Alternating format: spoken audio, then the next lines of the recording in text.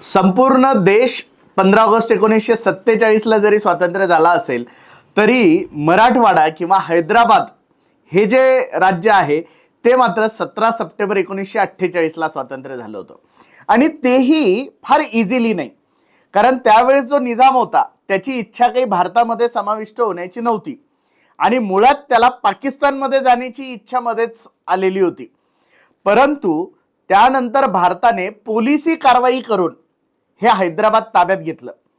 परंतु त्याच्या मागे एक खूप छान स्टोरी आहे की पोलिसी कारवाईला काय नाव दिलेलं होतं, तर ते नाव होतं ऑपरेशन पोलो। बऱ्याच लोकांना हा प्रश्न पडतो की यार ऑपरेशन पोलो हे नाव का दिलं असेल, तर ऑपरेशन पोलोच नाव का या संदर्भातच आपल्याला आजच्या या व्हिडिओमध्ये बघायचंय। चला तर सुरू करूया।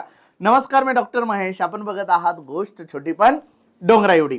तर मित्रांनो, भारताला 1947 मध्ये 15 ऑगस्टला स्वातंत्र्य मिळालं, परंतु हैदराबाद संस्थानचा जो त्यावेळचा शासक होता, ज्याला आपण निजाम असं म्हणतो, उस्मान अली खान, हा खरं तर 7वा शासक होता त्यांच्या कुटुंबातला।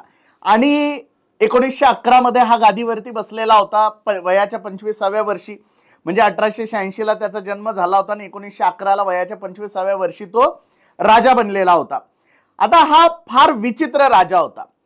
खरं तर 1937 मध्ये टाइम्स मॅगझिन जे छापलं गेलं होतं त्याच्यामध्ये जगातला सर्वात श्रीमंत व्यक्ती म्हणून याचं नाव आणि याचा फोटो छापलेला होता।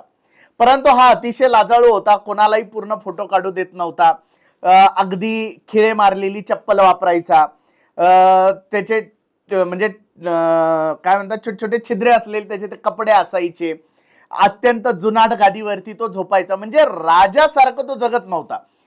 परंतु कधी कधी तो पैसे जर उधळायला लागला तर तो सोनं इतकं उधळायचा की त्याच्या राज्यातले लोक त्यावेळेस खूप खुश व्हायचे, ते सोनं गोळा करायला जायचे। इंग्रजांना दुसऱ्या महायुद्धामध्ये कर्ज देणारा हा निजाम होता आणि याचं हे राज्य मोडीत काढण्यासाठी आपल्या देशाला ऑपरेशन पोलो करावं लागलं। मग हे ऑपरेशन पोलो नाव का, तर हा जसा निजाम मी म्हटलं नादी होता, तसं याला एक नाद होता आणि तो नाद होता पोलो या खेळाचा। त्यावेळेस निजामाच्या या राज्यामध्ये पोलो हा सगळ्यात प्रिय खेळ होता आणि तब्बल 13 मैदानं या पोलो खेळासाठी होते। वेगवेगळ्या देशाचे राजकुमार सुद्धा या निजामाकडे पोलो खेळायला यायचे, म्हणजे एकूणच पोलो खेळाबद्दल याला अतिशय प्रेम होतं। आणि मग त्यावेळेस ऑपरेशन्सला जे नावं दिल्या जायची ती अशी काहीतरी वेगळी ठेवावी लागायची आणि म्हणून हैदराबाद राज्याला भारतामध्ये समाविष्ट करण्यासाठी ऑपरेशन पोलो हे नाव दिलं गेलं। साधारणतः 3 दिवस ही कारवाई चालली, 13 सप्टेंबर पासून 17 सप्टेंबर पर्यंत, 16 सप्टेंबर पर्यंत। आणि 17 सप्टेंबरला त्यांनी शरणागती पत्करली आणि हैदराबाद हा भारताचा अधिकृत भाग झाला। आता याची पुढची एक गंमत होती, हा जो निजाम होता हा पेपरवेट म्हणून जे वापरायचा, तो पेपरवेट म्हणून एखादा दगड वगैरे नव्हता, तर तो चक्क हिरा होता आणि तो होता 185 कॅरेटचा, ज्याला जेकब डायमंड म्हणून जगभरामध्ये ओळख आहे। म्हणजे जगभरातले राजे जो हिरा मिळवण्यासाठी तडफड करत होते, तो हिरा याला मिळाला आणि त्या हिऱ्याचा वापर यांनी काय म्हणून केला, तर पेपरवेट म्हणून यांनी वापर केलेला होता। आणि तो हिराची आजची जर किंमत आपण बघितली तर ती 7 करोड पेक्षा जास्त आहे, म्हणजे इतका चमत्कारी होता। जेव्हा याचा जो खजाना होता तो खजाना जेव्हा उघडला तेव्हा असं लक्षात आलं की यांनी खजाना इतका विचित्र पद्धतीने ठेवलेला होता की आपण घरातलं भंगार सामान फेकू अशा पद्धतीने, म्हणजे सोन्याचे नाणे पडलेले आहेत, हिरे पडलेले आहेत, माणिक पडलेले आहेत आणि ते सोनं वगैरे कुठे ठेवलेलं होतं ते एकदम भंगार क्वालिटीच्या लोखंडी ज्या पेट्या होत्या त्याच्यामध्ये, म्हणजे याला अतिशय गांभीर्य नव्हतं संपत्तीचं आणि त्यावेळेचा तो जगातला सर्वात श्रीमंत होता।